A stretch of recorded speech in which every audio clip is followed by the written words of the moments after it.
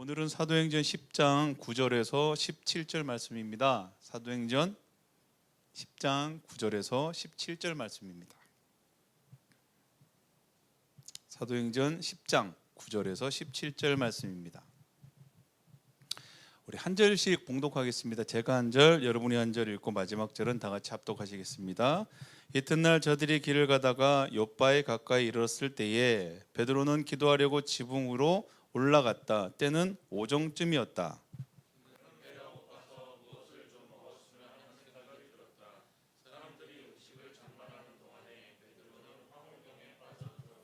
그는 하늘이 열리고 큰 보자기 같은 그릇이 네 기퉁이가 끈에 매달려서 땅으로 드리워져 내려오는 것을 보았다.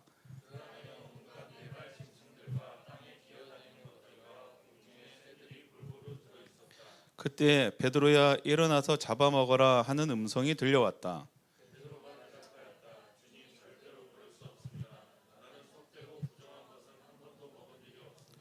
그랬더니 두 번째로 음성이 다시 들려왔다. 하나님께서 깨끗하게 하신 것을 속되다고 하지 말아라. 다 같이 베드로가 자기가 본 환상이 대체 무슨 뜻일까 하면서 속으로 어리둥절하고 있는데 마침 고넬료가 보낸 사람들이 시몬의 집을 찾아서 문 앞에 다가섰다. 아멘. 오늘 사도행전 47번째 시간입니다. 제목을 이렇게 잡아봤습니다. 내 안의 한계를 넘어라는 제목으로 한번 잡아봤습니다. 우리 지지난주죠.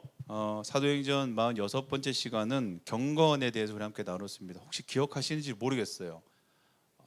다 기억 못하시네요. 경건 뭐라고 했습니까? 오직 주님만을 경외하는, 두려워하는 것이라고 우리가 함께 나눴습니다. 그래서 두려워해야 할 분을 두려워한다면 세상이 말하는 두려움에 우리가 더 이상 묶이지 않을 것이다 함께 나눴어요. 세상이 두려움에 묶인 사람들은 대부분 어떻게 살아갑니까? 세상이 말하는 대로 따라 살아갈 수밖에 없다라고 했어요. 근데 주님 오직 한 분만을 경외하는 사람, 주님을 두려워할 줄 아는 사람은요, 주님의 말씀을 따라 살아요. 그래서 고넬료, 우리가 말했던 로마의 백부장, 군대 장교는요, 여느 군인과는 다른 삶을 살 수 있었던 그 이유가 주님을 두려워하는 사람이었다는 거예요. 그래서 유대 사람을 억압하지도 힘으로 굴복시키지도 않으면서 주님의 말씀대로 선을 행하며 이웃을 사랑하는 삶을 살 수 있었다 이렇게 얘기했어요. 우리 가운데 경건이 보여지는 외식이 아니라 주님을 경외함으로 나타나는 그 열매들이 되기를 제가 정말 간절히 소망했습니다. 그렇게 된 두 주가 됐을 줄 제가 믿습니다. 예. 오늘은요 47번째 시간 한계에 대해서 좀 나눠봤으면 좋겠어요. 살면서 완벽한 사람은 없죠. 누구나 다 모든 것을 가진 사람은 없어요. 그러니까 누구나 다 연약함이 있다라는 거예요. 우리 그렇게 생각해요. 완벽한 사람을 찾아 헤맬 때가 분명히 있어요. 특히 이제 20대, 30대 때는 완벽한 이상형의 배우자를 찾을 때가 있어요. 공감도 잘하고 자상하고 매너가 있으면서 때로는 굉장히 이성적이고 냉철하며 모든 상황을 주도할 수 있고 어떤 리더십이 있으면서도 때로는 그 사람의 마음과 그 사람의 생각을 잘 읽어주는 정말 우리가 말하는 공감과 그리고 냉철한 이성이 같이 갖고 있는 어떤 그런 완벽한 사람, 그런 사람이 있으면 얼마나 좋을까요, 그죠? 근데 그런 사람은 없습니다, 여러분. 없어요. 상반된 양면을 가진 사람은요, 이 세상에 없어요. 있다면요, 정신분열이에요. 기준이 없고 왔다 갔다 하는 사람이에요. 그죠? 한쪽이 나으면 한쪽이 부족한 거는요, 당연한 이치예요. 그래서 인간이라면 누구나 자신의 연약함이죠. 자신의 한계를 인정하는 게 때로는 우리가 삶의 방향을 다시 정하거나 수정할 때 상당히 중요해요. 그래서 누군가 그렇게 얘기를 해요. 그 모습이 좋아서 결혼했는데 그 모습이 너무 싫어진 거예요. 그럴 수 있어요, 여러분. 그게 사람이에요. 왜냐하면 두 가지 모습이 다 있었으면 좋겠는데 그런 사람이 없기 때문이에요. 그래서 누구나 연약함이 분명히 있어요. 그 연약함에 한계의 차이가 있을 뿐 연약함이 없는 사람은 없어요, 여러분. 따지고 보면 인간이란 존재죠. 사람 자체는 이미 사람이라는 그 자체는 한계를 가질 수밖에 없는 존재예요.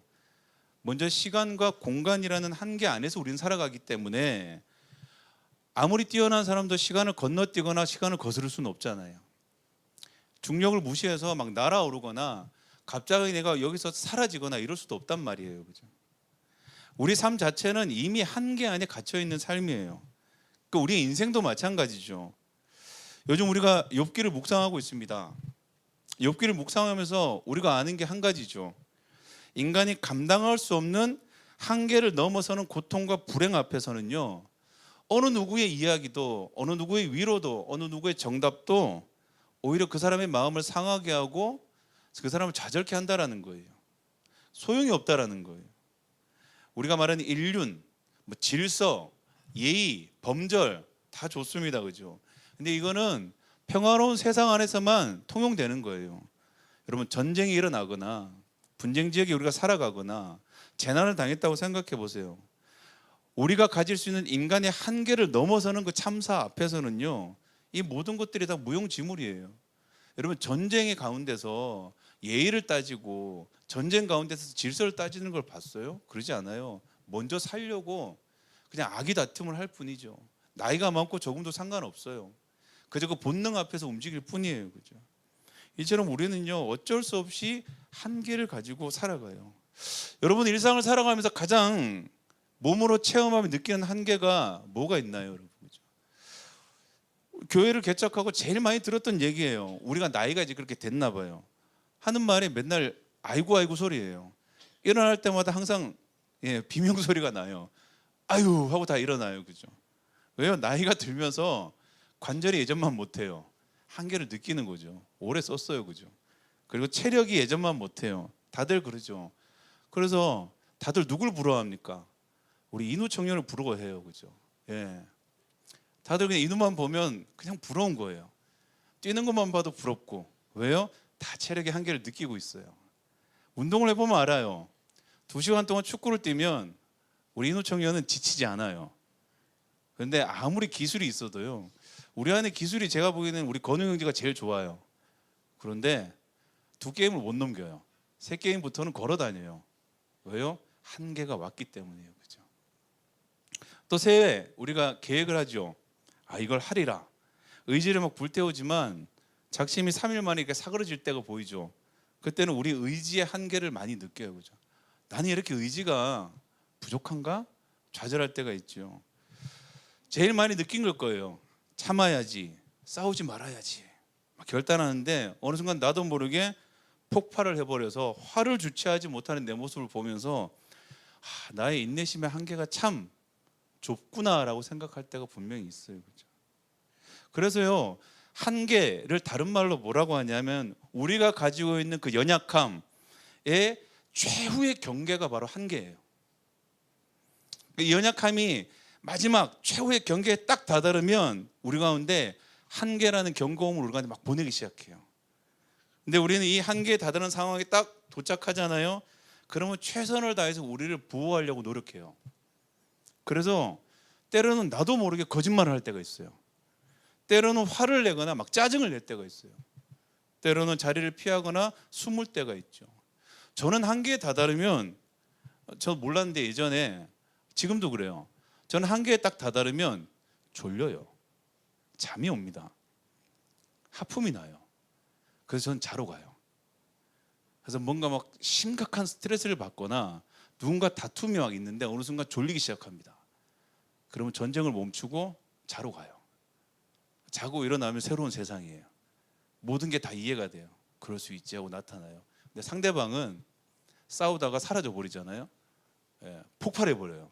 그리고 제가 나타나서 모두가 사랑해요 하고 나타나면 그때부터 전쟁이 시작되는 거예요. 보면. 이런 일들이 많아요. 저는 제 한계 상황을 지키는, 제 몸의 그 경보음을 제 스스로 지키는 게 저는 자는 거예요. 그렇게 우린 연약함의 그 한계를요, 우리 몸은 우리 스스로 피하도록 우리한테 명령을 해요. 그래서 그렇지 않을 때는 어떻게 됩니까? 한계를 넘어서 버려요. 그럼 어떻게 돼요? 걷잡을 수 없는 정도의 사건이 분명히 우리 삶 가운데 일어나요. 그래서 우리가 그 한계와 한계가 부딪히는 일은 가급적이면 사실 피해야 돼요. 상대가 한계에 다다랐다 싶으면 피해야 돼요. 분명히. 왜냐하면 언제나 인간은 이 한계가 부딪히는 그 시점에서 다툼과 전쟁이 일어나기 때문이에요. 우리가 자꾸 서로가 서로를 자꾸 알아야 된다고 얘기를 해요. 그 이유 중에 제일 중요한 게 뭐냐면 관계가 좋게 유지하기 위해서 서로를 알아야 된다고 얘기를 하잖아요. 서로 다툼을 피하고 서로 존중하고 그러기 위해서 우리는 서로를 알아간다 그래요. 우리 말하는 뭐 성격 유형 검사나 뭐 기질 검사들을 많이 해요. 그 사람의 성향과 기질을 나의 관계 안에서 뭘 내가 조심해야 되고 어떤 부분을 배려해야 되는지를 알아야지만이 어때요? 편하고 좋은 관계를 유지해요. 그래서 그런 것들이 목적 중에 하나예요. 이렇게 사람과 사람 사이에서는요, 한계를 존중하고 연약함을 배려하고 살아가는 게 함께 더불어 살아가는데 가장 중요한 덕목이 됩니다. 그런데 오늘 문제는 뭐냐면요, 주님과 우리와의 관계라는 거예요. 주님과 우리의 관계도 마찬가지예요. 우리는 한계가 분명해요. 우리는 우리의 연약함을 분명히 알죠. 그래서 우리는 우리 스스로가 할 수 있는 것과 할 수 없는 것을 정확하게 구분해요. 이게 너무 명확해요. 우리 스스로 알잖아요. 신앙 안에서도 할 수 있는 게 있고 할 수 없는 게 분명히 있어요. 왜냐하면 우리가 연약하기 때문에 그래요. 그런데 문제는 우리 주님은 한계가 없으시다는 거예요. 그분은 시간과 공간을 초월하시는 분인과 동시에 그분은 우리 안에도 함께 계세요. 그러니까 우리가 생각할 수 있는 한계 범위를 넘어서시는 분이라는 거예요. 그분은 성경이 이렇게 얘기해요. 전지전능하신 분 이렇게 얘기해요. 모든 걸 다 아시고 모든 것을 다 하실 수 있는 그분이 성경은 또 이렇게도 표현합니다. 만물이 그분의 발 아래에 있으며 그분의 질서와 다스림에 모든 만물이 순종합니다라고 표현을 해요. 그러니까 그분은 창조의 주님이시고 그분은 우리의 구원의 주님이시자 오늘 우리와 함께 동행하시는 하나님이라는 거예요. 그래서 그 한계가 없는 그분과 우리가 함께 있잖아요. 그러면 우리의 삶에는 언제나 우리 연약함의 한계, 경고음이 계속 울리는 거예요. 여러분, 하나님의 말씀을 따라 살아가겠다라고 생각할 때, 또는 그 말씀에 내가 순종하고 싶습니다라고 생각했을 때 믿음으로 우리가 살길 소망하지만 불안하죠. 두려워요, 분명히. 세상이 말하는 이야기에 우리의 마음이 분명히 흔들려요. 내 자신도 내가 믿음으로 살아간다는 게 믿을 수가 없어요, 사실은. 불가능하다고 자꾸 생각이 들어요. 그리고 그것이 우리의 한계를 계속해서 건드리다 보니까 하나님한테 서운한 거예요. 하나님께 불평과 원망이 생기는 거예요. 그렇게 살라고 하는 그 말씀이 불편하고 그냥 그 말씀이 멈춰버리고 싶고 그건 그저 성경의 말씀이야 라고 치부해버리고 싶은 거예요. 그런데 여러분, 이게 자연스러운 일이에요. 연약하기 때문에 그래요. 우리는 한계가 있기 때문에 그래요. 그래서 성경은 이 모든 것들을 뭐라 그럽니까? 우리의 연약함, 약함이라고 얘기해요. 악하다고 하지 않아요. 나쁘다고 하지 않아요. 너희가 연약하구나 이렇게 얘기해요. 너희의 연약함을 주님께서 아신다라고 얘기해요. 그리고 그 한계, 우리가 말씀 앞에서 주님 앞에서 우리의 한계의 경고음이 울리는 것은 결코 이상한 일이 아니에요, 여러분. 오늘 베드로에게 그 일이 일어난 거예요. 기도 중에 환상을 보는데 어떤 환상을 봅니까? 하늘에서 큰 보자기 같은 그릇이 내려오는 거예요. 내려오는데 그 안에서는 온갖 네발지순과 땅에 기는 것과 공중의 새들이 골고루 들어있다 그래요. 기도 가운데 일어난 이 환상 가운데 한 가지 음성이 들립니다. 이것들을 잡아먹어라 이렇게 얘기하는 거예요. 13절에 그렇게 얘기했죠. 베드로야 일어나서 잡아먹어라. 그러니까 베드로가 너무나 당연하게 이렇게 대답을 합니다. 주님, 그렇게 할 수는 없습니다. 왜요? 나는 속되고 부정한 것을 한 번도 먹어본 적이 없습니다. 이렇게 얘기해요. 율법에 비춰보면 당연한 일이죠. 그런데 주님은 그 다음에 너무 이해할 수 없는 얘기를 베드로에게 하십니다. 15절에 이렇게 얘기해요. 하나님께서 깨끗하게 하신 것을 속되다고 하지 말아라 이렇게 얘기해요. 유대인이 율법을 지키는 것, 그거는 여러분 생활 관습이에요. 그러니까 이게 종교를 떠나서 삶과 종교가 일치되는 세상이기 때문에 종교적 관습은 이미 삶의 문화 안에 있어요. 그래서 음식을 가리는 거는요, 율법을 지키는 것을 넘어서서요, 수천 년간 그들이 지켜온 그냥 삶의 관습이에요, 여러분. 근데 오늘 주님께서는 그 삶의 관습이죠. 그 문화, 너희가 당연하다고 지키기 온 그 문화를 어떻게 하라는 거예요? 무너뜨리라고 얘기하고 있는 거예요. 여러분 그것을 아멘 하고 받아들일 수 있을까요? 이 구절을 보면서 대부분 그렇게 생각을 해요. 아, 율법을 지키고 지키지 않고 막 이렇게 얘기를 해요. 유대인에게는요 이미 수천 년 동안 내려온 율법이라는 것은 이미 관습화되어 있어요. 우리가 말하는 것처럼 우리 삶 가운데 그냥 당연히 지켜야 되는 것, 당연히 해야 되는 것, 배고프면 밥을 먹어야 되는 것, 이런 것처럼 그냥 삶의 문화의 관습 안에 되어 있어요. 유대인이라면 종교와 관계없이 이 관습을 당연히 어긴다고 생각할 수 없는 이 관습을 지키는 것, 이걸 오늘 주님께서는요 버리라고 얘기하고 있는 거예요. 지금 우리가 살아가는 당연하다고 생각되는 모든 질서를요 주님은 오늘 이렇게 얘기하는 거예요. 그 길로 가지 말고 다른 길로 가라, 이렇게 얘기하는 거예요. 여러분 그렇다면 여러분은 어떻겠습니까? 라는 거예요. 익숙하게 생각하고 당연히 나는 그 길을 걸어가겠다고 생각했는데 주님이 엉뚱한 길을 얘기하는데 그것이 내가 생각했던 것과 너무 다른 길을 가라고 얘기하는 거예요. 그런데 그 길은 한 번도 내가 생각해 본 적도 없고 한 번도 어쩌면 불가능하다고 생각하는 것을 주님이 하라고 하신다면 여러분 어떡하겠냐라는 거예요. 이미 내가 할 수 있는 것, 내가 생각할 수 있는 그 범위를 넘어선 일이죠. 그걸 주님이 하라고 하는 거예요. 내 한계를 넘어서 주님의 기준으로 우리 가운데 오늘 말씀하시는 거예요. 그러니까 어떻게 하실 것인가라는 거예요. 만약 예 주님이 옳습니다 하고 아멘 하고 할 수 있겠습니까? 라는 거예요. 그렇죠? 우리는 우리가 삶에 계획하는 일들이에요. 우리가 소망하는 일들에 조금만 벗어나도 얼마나 불안합니까? 얼마나 두렵습니까? 우리 앞길이 마치 그냥 캄캄한 암흑으로 들어가는 것 같은 두려움이 있지 않습니까? 내가 계획한 길이 조금이라도 좌절되면 여러분 어떻습니까? 그저 세상이 무너진 것처럼 그냥 주저앉아 버리지 않습니까?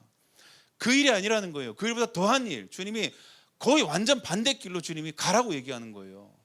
그럼 여러분 어떻게 했냐라는 거예요. 받아들일 수 있겠냐라는 거예요. 그죠? 오늘 주님이 이 일이 있었을 줄을 미리 아셨는지 몰랐지만 예수님과 계실 때 베드로한테 한 번 이 일이 더 있었어요.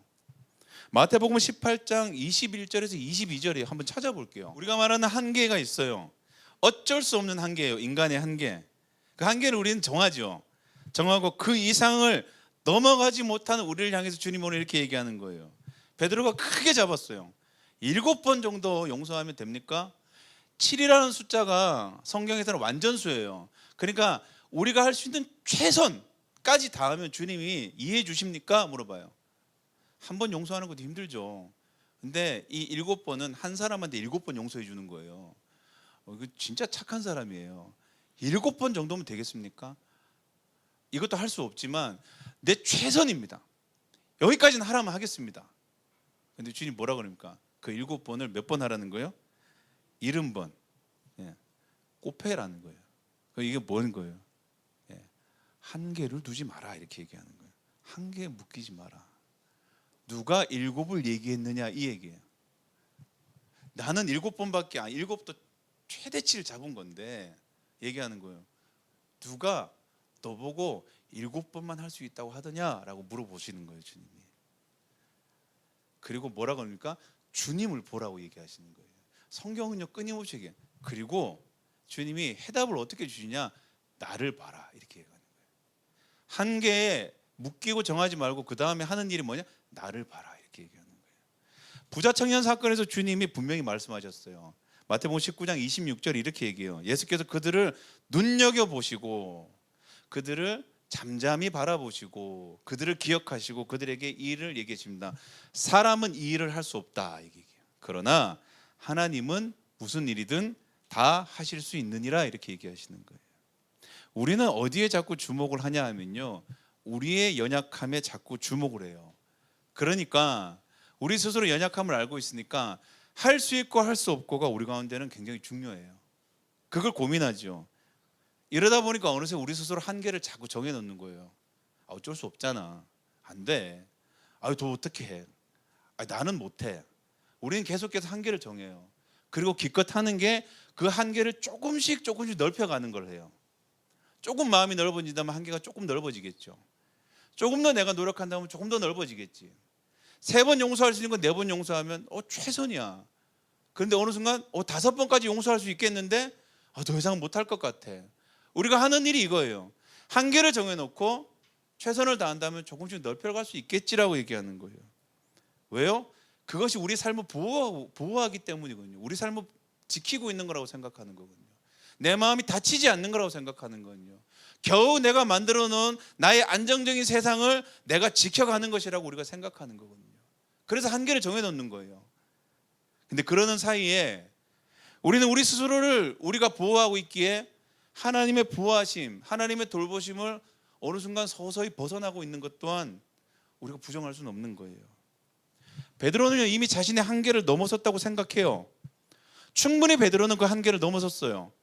무두장의 집에 머물러 있는 그 자체가 그는 그 한계를 넘어선 거예요. 그것만으로도 그는 그의 삶이 경건함을 증명하는 삶이에요. 근데 오늘 주님은 7번이 아니라고 얘기하시는 거예요. 7번씩 70번이라고 얘기하는 거예요. 이제는 네가 무두장의 집에 머물러 있는 것, 그건 네가 무두장이가 유대인이기 때문이 아니냐, 그가 네 동족이기 때문이 아니냐, 이제 유대인을 한번 넘어서 보거라 얘기하는 거예요. 이방인에게로 그가 한 번도 생각하지 못했던, 그가 언제나 한계로 그었던 유대인으로 살아가는 삶을 주님이 허물어 버리셨다라는 거예요. 그 말을 주님이 어떤 말로 하셨습니까? 내가 깨끗하다고 한 것을 네가 더럽다고 말하느냐라고 물어보시는 거예요. 말씀 맺겠습니다. 신앙의 삶은요, 언제나 우리의 삶의 한계를 넘어서는 일들로 가득 채워져 있어요. 깊은 곳에 그물을 던지고 바다 위를 걸어가고 물을 가져다가 포도주로 바뀌는 이 모든 일의 출발에 뭐가 있습니까? 그 스스로의 한계를 넘어서는 그 한 사람이 분명히 있었어요. 다른 거 보지 않고 말씀에 순종했던 그 걸음이 있어요. 그 걸음이요, 그 사람은 깊은 곳에 그물을 던지지 않았어요. 그 사람은 말씀 위에 그물을 던졌어요. 그 사람은 바다를 건너지 않았어요. 그 사람은 말씀 위를 걸어갔어요. 그 사람은 물을 가져다 준 것이 아니고요, 주님의 말씀을 가져다 줬어요. 사람과 사람 사이는요, 반드시 그 한계를 존중해야 됩니다. 연약한 두 사람은 한계를 존중하지 않고서는 다툼과 전쟁이 끊이지 않습니다. 그러나 우리와 하나님과의 사이에서 우리의 한계는 우리가 반드시 기억해야 돼요. 도우시는 주님을 신뢰하십시오. 그래서 하나님의 걸음을 맞추는 순종의 걸음 안에 우리가 살아가는 삶이 되기를 간절히 축원합니다. 여러분, 신앙의 삶은 만만치 않아요. 왜냐하면 우리가 연약해서 그래요. 근데 연약해서 할 수 없다고 누가 말합니까? 세상이 말하죠. 그 말에 우리는 한계를 정해놔요. 그리고 그 한계 안에서 갇혀 주님이 일하심을 우리가 경험하지 못할 때가 너무 많이 있어요. 되게 죄송한데 제가 간사님한테 찬양 인도하라 그랬어요. 반주 좀 해주세요. 우리 간사님 아시죠? 공황장애 심해요. 지금도 예배 중에 눈을 껌뻑껌뻑거리시고 힘들어하세요. 근데 제가 공황장애 걸렸다고 누가 찬양인도 못합니까? 그죠? 공황장애 걸려도 찬양인도 할 수 있어요. 정신이 혼미해도 찬양할 수 있어요, 여러분. 누가 못한다 그럽니까? 그죠? 근데 그 말하고도 되게 미안했어요. 늙었나 봐요. 자꾸 눈물이 나네. 갱년기인가? 미안한데 누가 우리 한계를 정합니까? 그죠? 주님이 도우시잖아요. 주님 말씀하세요. 우리를 망하게 하지 않으세요, 주님이. 그런데 오늘 주님이 그 얘기하시는 거예요. 주님은 한계가 없으시다고 계속 얘기하시는 거예요. 무두장이의 집에 머물러 있는 베드로에게 주님께서 여기까지 왔는데, 내가 여기까지 헌신했는데, 주님이 얘기하는 거예요. 더 큰 헌신을 요구하시는 거예요. 내가 우리 부모를 용서하는 것도 힘든데 내가 정말 싫어하는 사람을 더 용서하라 그러는 거예요. 내가 이것까지 하는 것도 힘들었는데 더한 걸 하라 그러는 거예요. 대체 어디까지 해야 됩니까? 대체 어디까지 해야 됩니까? 어디까지 내가 하고 살아야 됩니까? 한계가 올 때가 있죠. 불안하고 두렵고 막막하고. 신앙도 마찬가지고 우리 삶도 마찬가지입니다. 그때 오늘 주님 말씀하시는 거예요. 그 한계에서 그 한계를 누가 정했냐 물어보세요. 그리고 오늘 주님이 연약함을 도우신다 그래요. 여러분, 그 말씀을 신뢰할 수 있다면 우리가 오늘 좀 더 주님 앞에, 베드로에게 보였던 환상 앞에서 그가 주님의 말씀을 깨닫고 믿음으로 살아갈 수 있을 거예요. 오늘 우리 삶 가운데 주님 분명히 말씀하십니다. 때로는 우리 삶 가운데 기가 막힌 웅덩이가, 그리고 성경이 비유하죠, 사망의 깊은 골짜기가 우리 삶에 있을 때 멈추고 싶은데 주님이 계속 가라고 하시는 거예요. 가면 안 될 것 같은데 가라고 하시는 거예요.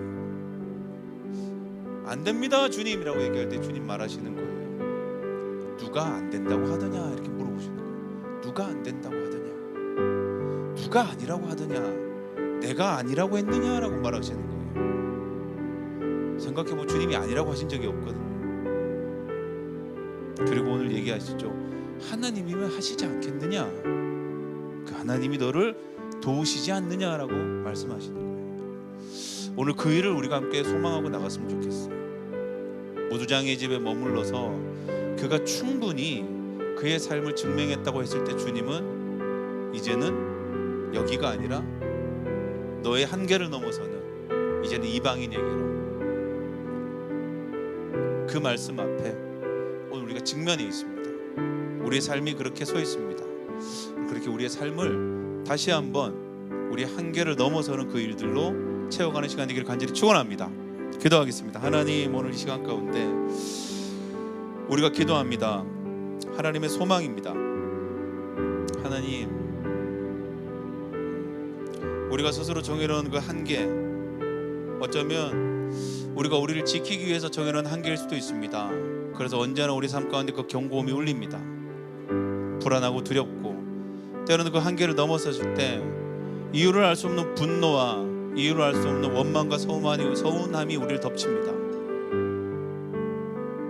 그런데 돌아보면 우리와 함께 동행하시는 그분은 한계가 없으신 분이십니다. 그래서 오늘 주님 말합니다.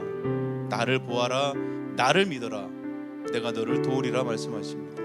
오늘 그 삶을 우리가 신뢰하고 나갈 수 있는 시간 되게 하여 주시옵소서. 예수님 이름으로 기도합니다. 아멘.